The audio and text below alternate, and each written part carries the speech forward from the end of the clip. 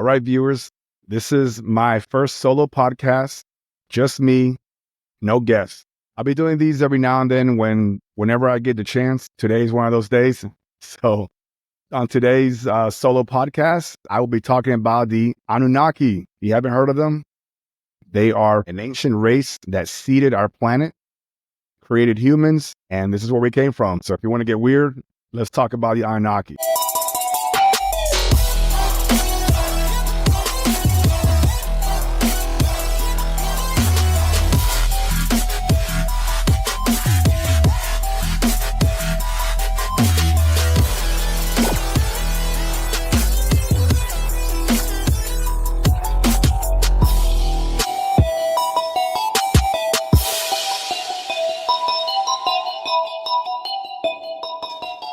I'm going to tell you a story about the Anunnaki, pretty much where this all started. So for those of you that aren't familiar, I like to read ancient knowledge. Two of these ancient knowledge texts, one of them is called the Atra Asit, and the other one is the Numa Elish in the 7 Tablets of Creation. These ancient tablets, written in cuneiform, tell this story. Now, Earth wasn't always where it is today. And neither was Mars. Tiamat was a very large planet. They say that the globe was so bright, it was even brighter than the sun. Tiamat had a moon. That moon was Mars.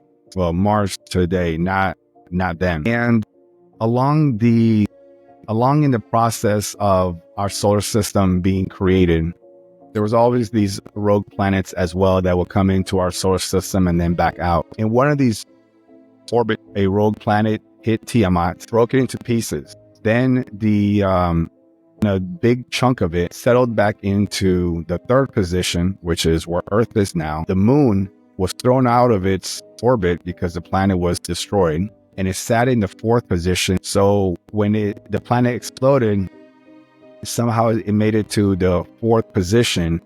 It was kind of wobbly. All right, still trying to find its gravity pull. I'm not sure the physics behind and all that. Now, when Tiamat exploded, it became the asteroid belt that we have today in our Milky Way galaxy.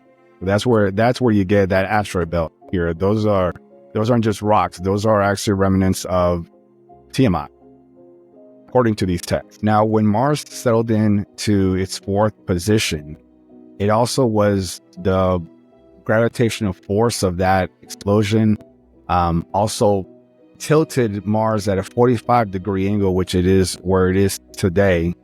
And also you'll notice that on one side of Mars, it's very charred, very, very burnt. That's obviously because there was some kind of immense impact, which in this case was Tiamat.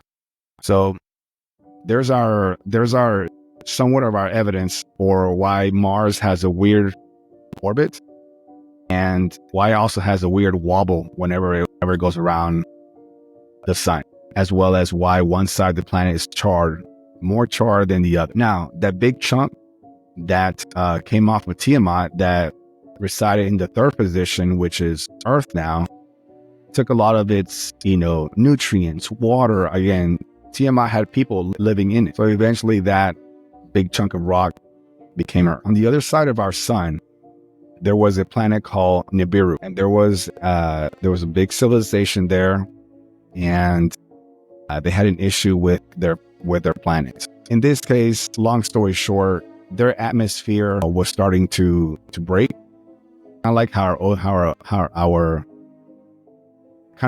our ozone layer is breaking. They had a crack of theirs on Nibiru. According to their text, their scientists figured out that spreading gold dust in their atmosphere reflected whatever universal rays were causing that rip or that tear in their atmosphere. Unfortunately, Nibiru didn't have much resource on gold, so they ended up having to go somewhere else to find gold. So this is where the Anunnaki, which is what we call those that came from those that are not from Earth. Okay, just so you know, Anunnaki means those from the heavens down below. So pretty much anything that comes outside of Earth into Earth is considered at that time was an Anunnaki. It's like if Now, Anunnaki isn't the name of their race. That's just a term that was used in those times. It's like if I went to Mars, I'm not going to say, "Hey, I'm Cesar from Tampa, Florida." They're not going to know that. I'm just going to say I'm Cesar from Earth. I'm an Earthling. So same process. Anyways, get back on track. So they had the issue where they needed to find gold resources. A few Anunnaki left the planet to go try to find gold. Fortunately, on the other side of the sun, they found Earth. They did their scans or whatever technology that they had then, and they found out there was a lot of gold here. So they contacted their people. More Anunnaki started coming into Earth. Now, they created 2 breakaway civilizations, one in Mars and one on Earth. And the first breakaway civilization was done on Mars, where they were mining gold resources from that. First breakaway civilization from the Anunnaki was in South Africa, in a place called Adam's Calendar. You can Google Adam's Calendar in Africa, or I'll just put a picture of it here on this podcast if you're viewing it on my YouTube channel. And if you guys look at your history, you guys will also see that Adam's Calendar, this particular location, was the first recorded gold mine. So that tells you something. Now, along with the Anunnaki, they brought what's considered a workforce. This workforce was known as the Gigi. The Gigi were not exactly like the Anunnaki. They were like the subclass of them. It's like when you hire a construction company and then they have the architects, the foremen, and then the workers.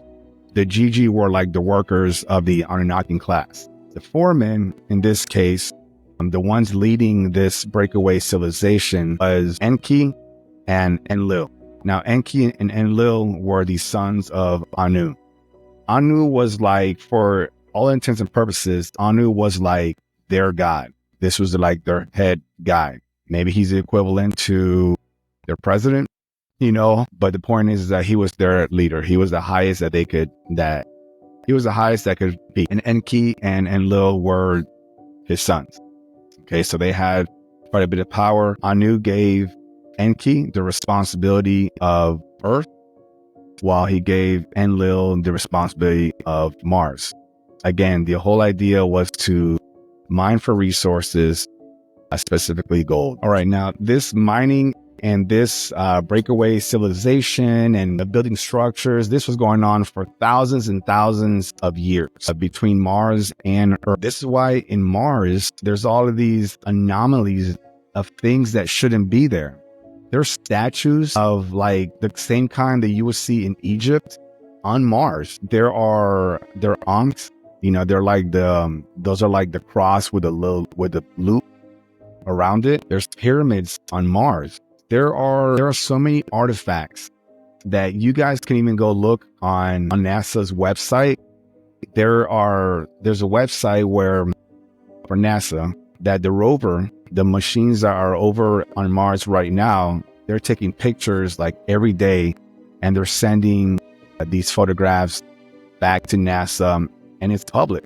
You can actually go there and see the photos that they're taking. There's a group of, just to kind of get a little bit sidetracked there's a group of anomaly hunters who review thousands and thousands and thousands of these photos, and like spend hours looking at just one photo, zooming in, using different camera filters and things like that, looking for anomalies.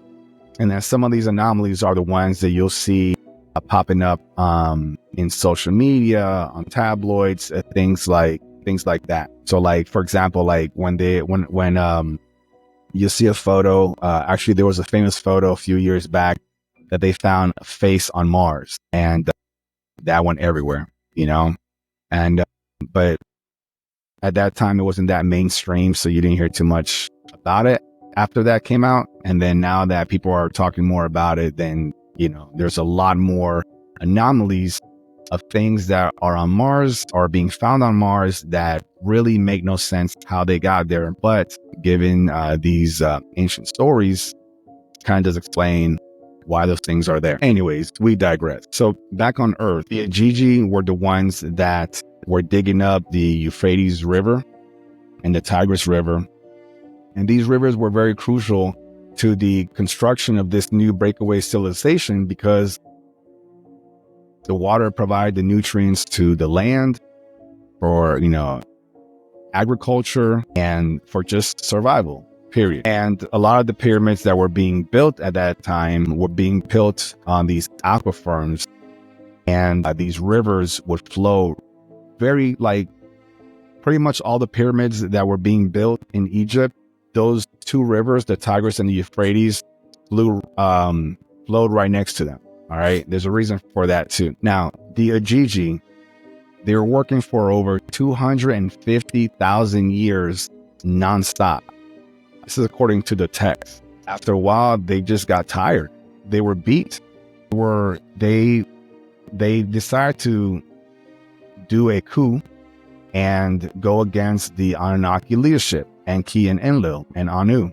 And they said, so they came down from Mars down to Earth because that's where base camp was on Earth. And they surrounded Enki's encampment, which is Adam's calendar, and they were ready to go to war. Now, this is where you hear the text about the war of the gods, right? Where in the Bible you hear about the fallen angels, where you hear about these great beings that fell from the sky. That was the Gigi coming from Mars down to Earth. So they were getting ready to go to war. Enki decided to keep the peace. He went ahead and came up with a plan. He said that there's hominid species right now on Earth that we can probably take them, mess around with their genetics, and then have them bear the labor and do the work.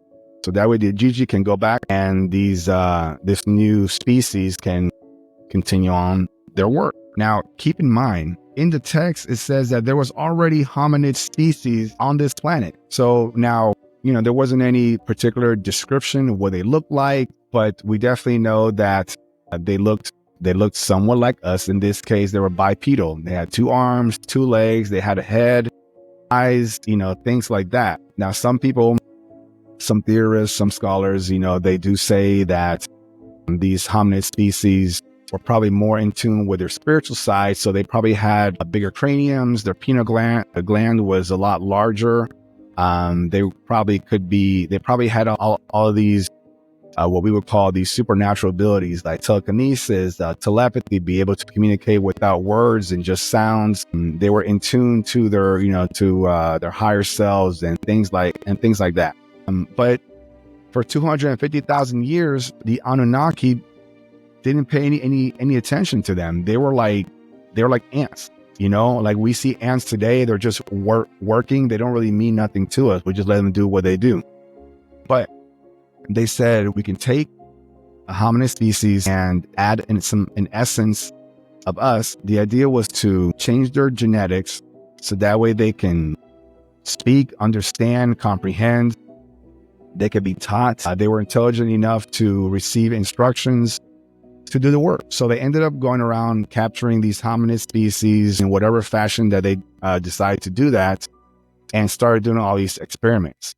And according to the text, they tried numerous times, and they tried to clone these beings. But every time they tried to replicate these clones, they came out pretty bad.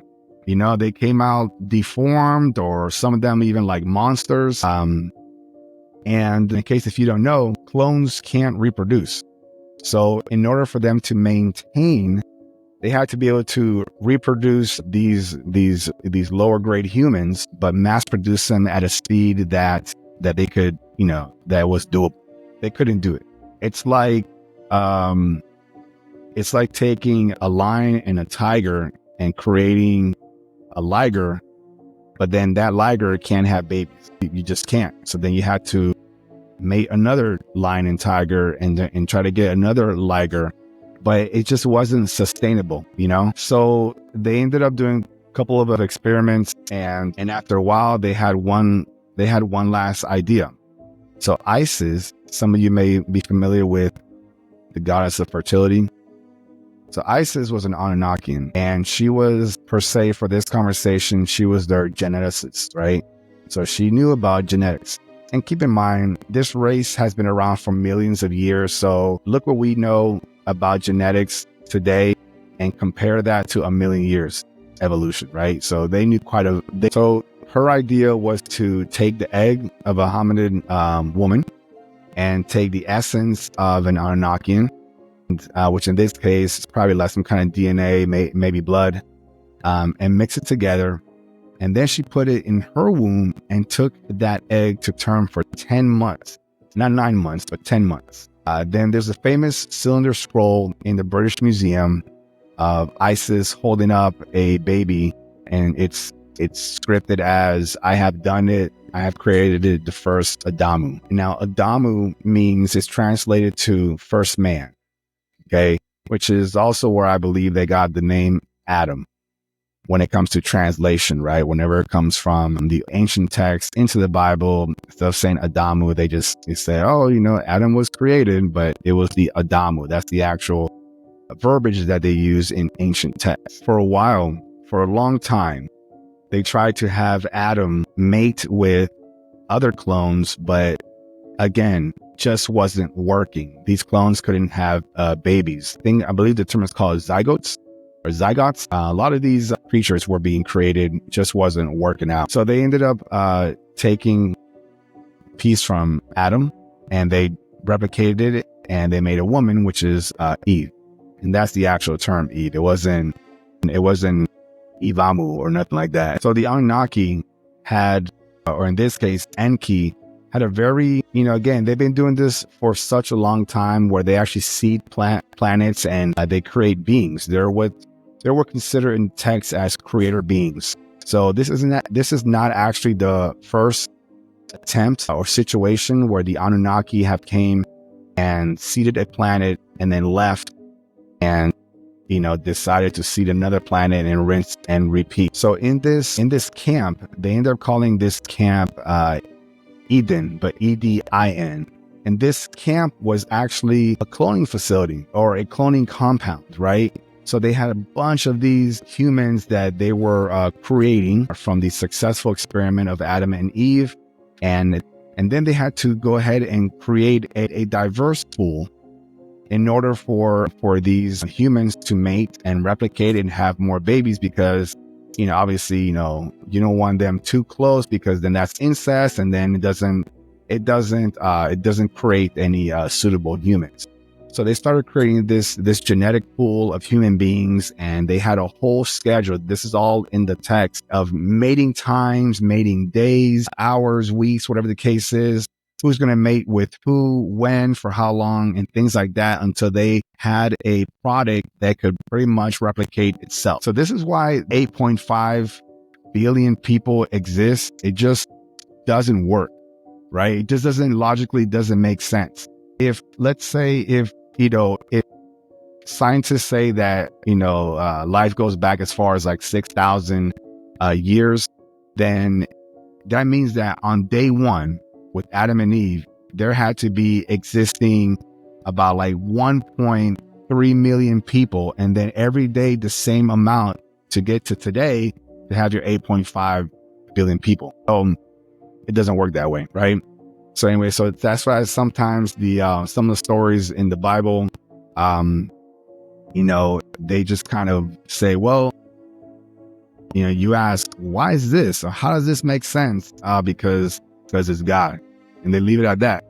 So it's like, okay, it's kind of like when you tell your kids, when your kids are like, Mom, Dad, why is it that, I can't stay out, late at night, past, 7 o'clock. And then you tell them, because I said so. And they're like, and then that's it, right? There's always a reason behind that, but, I think you should share that with them, right? There's dangers outside and things like that. So anyways, I digress. So after a while, there were a lot of humans. They started to mine and labor and do all the work that needed to be done, that the Gigi were just tired of. And at the same time, also in the text, the Gigi were also complaining that they had no women. So obviously they had women of their species, but I guess a bunch of men, men type came to for 250,000 years, which I can't fathom, that amount of time, somebody doing, people doing work, or there's some species, because I'm comparing it to our mortal existence, of like on a good day, or on a good lifespan, it's like 80 years, right? But humans back then, they lived for thousands of years. We've had, just kind of on a side note, we've had, there's in Sumerian, there was a thing called the Sumerian Kings List. It's actually right now in the British Museum as well. It's like it's like a block, and each side has a list of the processions of rule of kingship, and you will see all of these kings. Some of them, ruling for periods of like 16,000 years, 36,000 years, 18,000 years, like just one person, so look that up. Okay, the Sumerians Kings List. Anyways, to wrap things up, gave you a little bit of who the Anunnaki were and how they created humanity. There's a lot more to this story. I just try to give you a little bit because if you're hearing this for the first time, I know it's a lot. It's like, what is he talking about? But look it up. Also, don't be afraid to do your own research. Again, the Sumerian Kings List. There's also the Enuma Elish and the Atrahasis. Those are also clay cuneiform tablets that have these stories about the creation of man and the universe. There's a lot more. So this is a little bit of taste of one of my solo podcast debuts, and hopefully on the next one, I'll finish off this story, or we'll talk about something else. In the meantime, leave me comments under this one. Let me know what you thought about the story. Have you heard it before? Are you skeptical about it? Ask me any questions that you may have from what I've mentioned. If you've done your own research, share your research with me. This is all about learning together. I'm learning with you as you're learning with me. And like I always say, if this information is not for you, that's okay. But for those of you that found some resonance in this, great. Let's keep it going. I think on the next episode, I will finish off this story. And then later on, we can move into things like our holographic matrix, quantum physics, and a lot more about the universe. So again, guys, thanks a lot for joining me on this episode. I wish you all the best. I will see you soon. Keep supporting me. If you like this video, like it, subscribe, follow my Facebook page, follow my Instagram page. Again, feedback is always welcome, and continue to ask those questions. Dare to step into the unknown and find out what is beyond the frequency.